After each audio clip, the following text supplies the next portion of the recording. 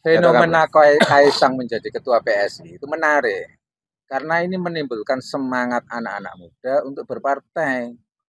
Karena mayoritas anak milenial sekarang itu bullshit dengan semua kegiatan politik.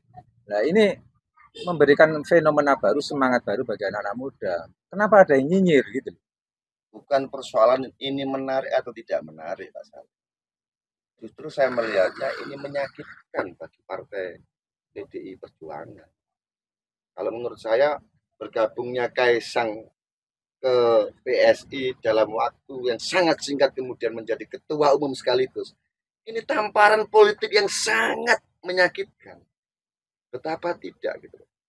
Jokowi yang dari orang biasa kemudian didorong oleh PDI sampai menjadi orang yang luar biasa dalam tanda kutip menjadi presiden Republik Indonesia. Ini kan upaya-upaya politik yang dilakukan PDI terhadap Jokowi. Pertanyaannya kurang apa gitu loh. Jokowi sampai tega membiarkan anaknya bergabung ke PSI. Sangat menyakitkan ini Pak Salim kalau menurut saya. Memang ada aturan yang melarang. Lo ada bos, dalam ADART di internal PDI itu tidak boleh dalam satu keluarga itu beda partai. Itu himbauan apa ADART? ADART itu jelas itu. Kita jangan generalisir sebuah fenomena, sebuah persoalan itu jangan generalisir. Oke, kalau Pak Jokowi sama Mas Gibran itu salah satu produk dari kader dari PDIP. Tapi Mas Gibran ini, meskipun secara biologis, itu kan belum ada produk dari PDIP. Karena apa? Di dalam satu keluarga, meskipun sekarang itu sudah beda kakak, itu punya hak politik masing-masing. Jangan sampai dalam satu keluarga ini sudah dicengkram, sudah harus dipaksa untuk menjadi pilihan politik. Ya, saya perlu mengajari sampean tentang dinasti politik. Bahwa dinasti politik itu tidak sesederhana yang seperti kalian pikirkan. Cuma dibedakan kartu keluarga. Dinasti politik itu adalah orang yang sengaja dalam satu rumpun, satu keluarga, walaupun sudah beda kakak, tapi kalau masih ada pertalian saudara, itu sudah pengertian dinasti politik gitu loh. Saya cuma tanya tadi alasan tega tadi, kok ada Jokowi kok tega? Memang di politik itu ada orang yang tidak tega?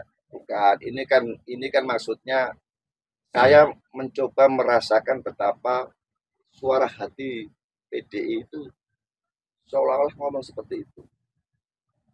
Lah ya kurang opo. Seluruh kebijakan itu di backup penuh oleh PDI. Kebijakan apa saja. Terus sampai mantune pun ya diendus mati-matian untuk menjadi gubernur. Apa sing kurang? Cara paribasane aku sebagai Ibu Megawati. Kurang apa aku? Terus misalnya dibalik.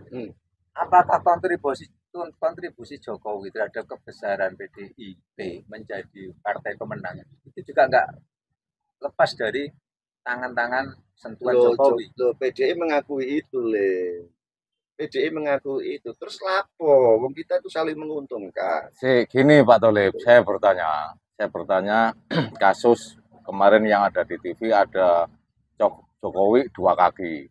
Semisal gini, ternyata Mas Gibran melihat situasi politik berkembang sekarang ini, ada kelompok masyarakat, ada sebuah tuntutan sejarah, tuntutan masyarakat, yang mana di luar PDI, menginginkan Mas Gibran itu menjadi capres. Apa salah orang-orang yang menuntut itu, kelompok-kelompok masyarakat? Tidak ada yang salah, Mas Bono.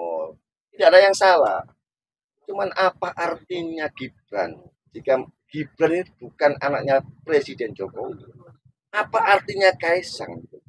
Kalau dia tidak anaknya Jokowi, angkat partai manapun, Gibran nggak bakal bisa menjadi seperti sekarang ini.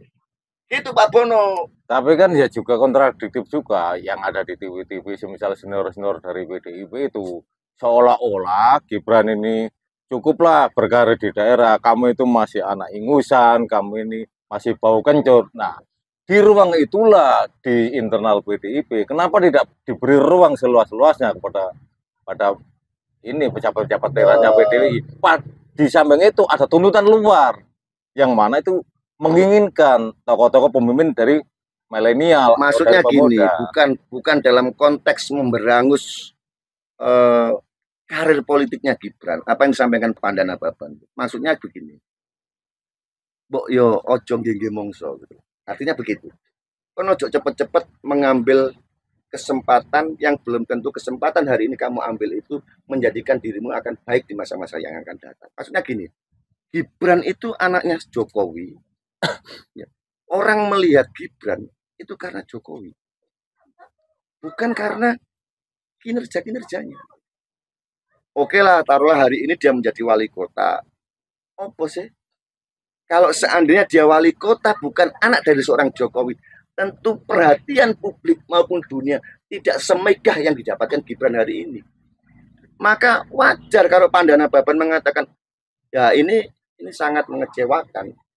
Gitu. Karena hari ini ada kecenderungan yang sangat kuat, Gibran akan mengalihkan atau memberikan dukungannya pada Prabowo.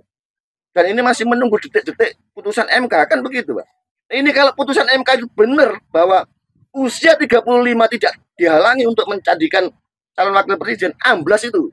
Zaman menuduh Jokowi main dua kaki seperti itu. Pasti begitu, Lim. Ada ketidaknyamanan politik yang dirasakan oleh Jokowi hingga kemudian lahirlah fenomena-fenomena yang sangat menarik perhatian publik, termasuk fenomena Kaisang, Gibran, balionya terpasang di mana-mana. Itu kan tidak boleh, Pak. Menyakitkan, maksudnya menyakitkan bagi partai segede PDI Perjuangan. Terus motivasi sampean apa kok langsung membela Amin?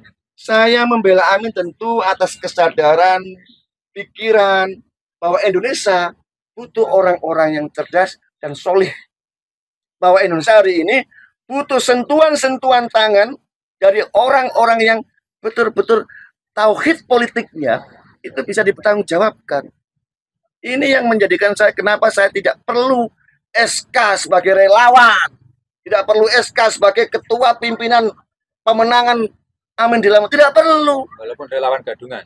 Saya tidak mengatakan, justru inilah relawan yang muncul dari kesadaran politik, muncul dari kesadaran bagaimana membangun bangsa ini melalui kabupaten. Terus bagaimana Bono kok ngangkat Gibran? Oh, itu persoalan lain. Jadi kalau saya mendukung salah satu pasangan, itu memang berangkat dari kesadaran politik saya. Kesadaran bagaimana saya ingin menciptakan, saya ingin mengharap bahwa Indonesia di bawah tangan pasangan Amin ini ada hope yang benar-benar bisa dirasakan di kemudian hari. Bondo dewe lemakulin, rokok mandi, saya bayar semua, Pak, tanpa menunggu indus politik dari mereka-mereka yang ada di sekitar kita. Terus Bono, motivasinya apa kok ngangkat Gibran?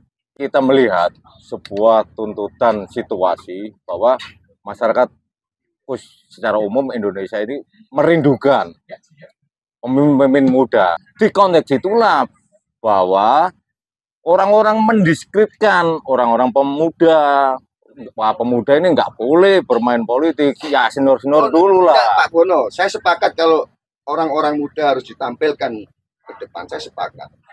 Tapi bukan berarti orang-orang muda ini tidak melalui proses, Pak.